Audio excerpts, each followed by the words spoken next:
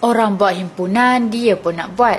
Orang desak tukar kerajaan, dia pun nak minta tukar. Sekarang, bila orang nak tengok senarai nama bakal Perdana Menteri yang bakal menggantikan Datuk Seri Anwar Ibrahim, dikatanya pemikiran sempit. Siapa lagi kalau bukan ahli Parlimen Masjid Tanah, Mas Emiati, yang menyelar gesaan bersih supaya Perikatan Nasional umum calon PM sebelum desak Anwar Ibrahim turun sebagai Perdana Menteri ke-10. Kisahnya, sebelum ini pihak pembangkang mahu buat satu bantahan berkenaan dengan rang undang-undang RUU Pembaharuan Semula Bandar PSB. Namun agaknya mereka dah sedar yang rakyat sudah tidak termakan lagi dengan kekeliruan yang dicetuskan mereka. Maka bantah RUU PSB itu ditukar dengan himpunan Turun Anwar. Maka kami isytiharkan Pemuda PAS Malaysia hari ini isytiharkan himpunan 26 Julai 2025 ditukar nama daripada himpunan membantah URA kepada himpunan Turun Anwar Ibrahim. Lucunya, apabila diminta untuk tunjuk nama-nama pemimpin PN yang bakal menggantikan Anwar, tak nak pula. Nak umum pun takut. Padahal, kalau diikutkan, logik saja kalau orang nak minta nama calon Perdana Menteri. Nak buat perhimpunan Turun Anwar, perlu ada calon yang nak gantikan PMS. Takkan nak biarkan berbulan-bulan Malaysia tiada pemimpin.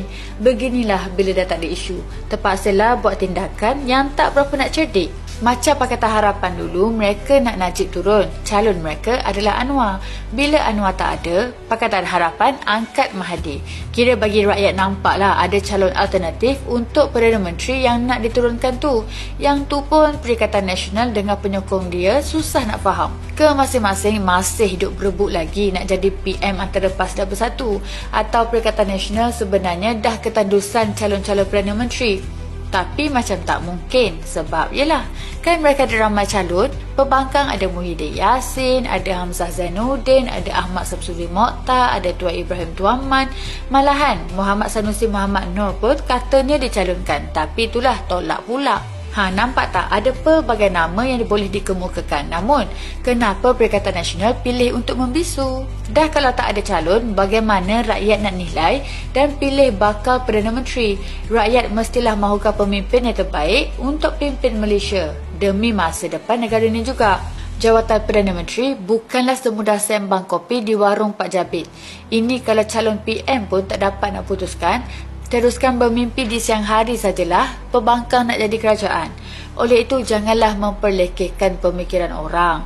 Orang minta bukan saja-saja. Rakyat nak tengok apa sumbangan calon bakal PM kepada negara. Bukannya main tangkap muat yang pada akhirnya hanya membawa kemudaratan kepada negara ini.